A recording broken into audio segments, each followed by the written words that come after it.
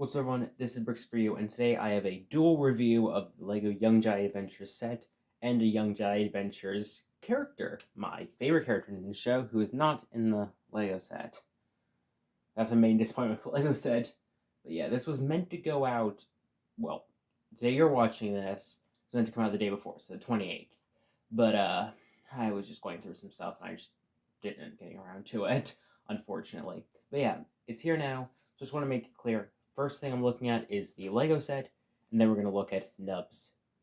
So yeah, let's get right into the Lego set. And so here's the set out of the box. So first up, let's just look at the figures. So obviously, we have to talk about the one, the only, Yoda. Very cartoony, as you can tell. Basic printing on the back. Not too much to say about Yoda overall, even though I really, really love this figure.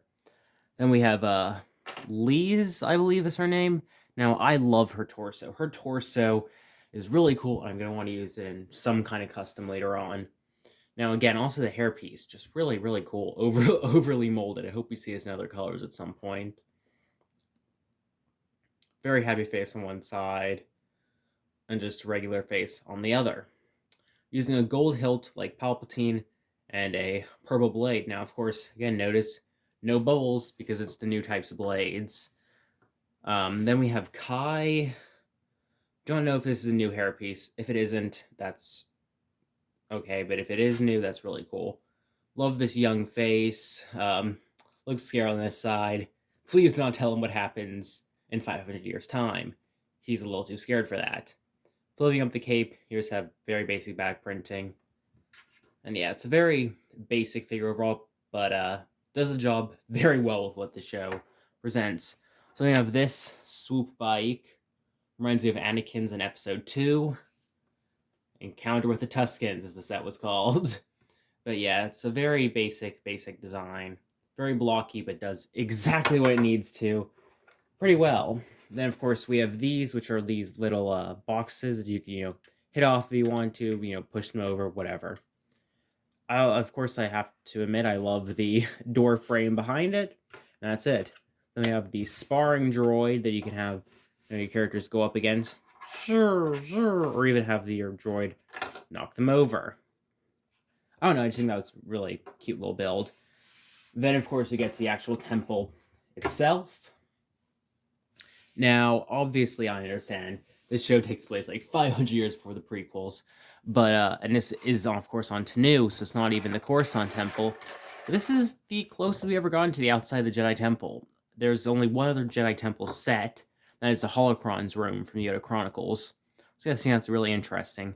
You have two different planets over here. One of them, my typical Junior's problem, that it's not actually attached to anything.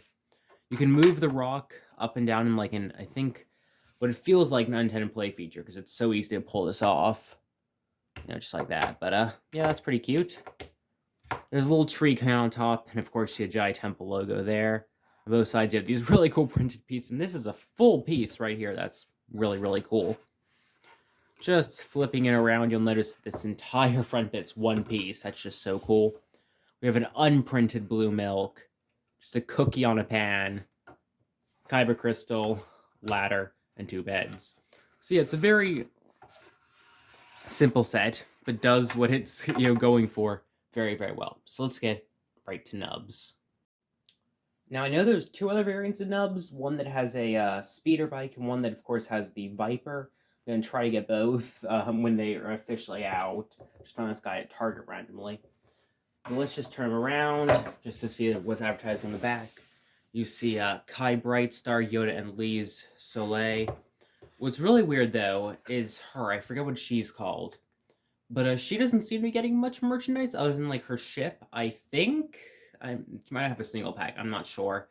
But yeah, she's, missing in a Lego set. She's missing here, I think. Except for her ship and her. But yeah, this is my favorite character in the show, voiced by D. Bradley Baker. So now I'm going to open this figure and get right into it.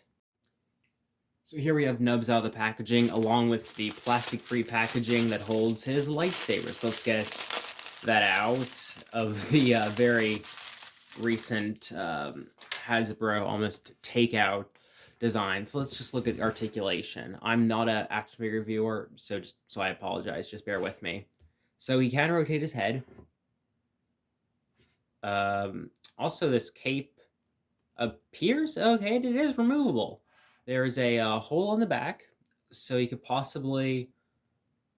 I don't really think there's gonna be much customization, but you could probably. Oh, that might be how he's in the ship, for instance. I don't know. Now, of course, as expected, arms move, hands move. Okay, did not expect the hands to move. And legs move, but as one solid unit. So that's unfortunate. But, right. So let me just put his lightsaber in his hand, and it goes in surprisingly well. I was really excited when this figure was first, shown off online. And I'm very happy to have him in person. In fact, let me put him on my shelf. I apologize for lighting and also shaky camera work because I'm actually holding this in my hand. But here we have my other small Star Wars action figures along with my opened Black Series. Of course, I have more on my wall. They're still sealed. But I think this right here is the perfect place to put Nubs. Right there. Good boy. So yeah, let's get back over to the table and less of this weird sequence. And final thoughts on Tenoo is that I actually really liked it just as I thought. And yeah, still very mad we do not get a Nubs figure. But yeah, thank you all for watching, and goodbye.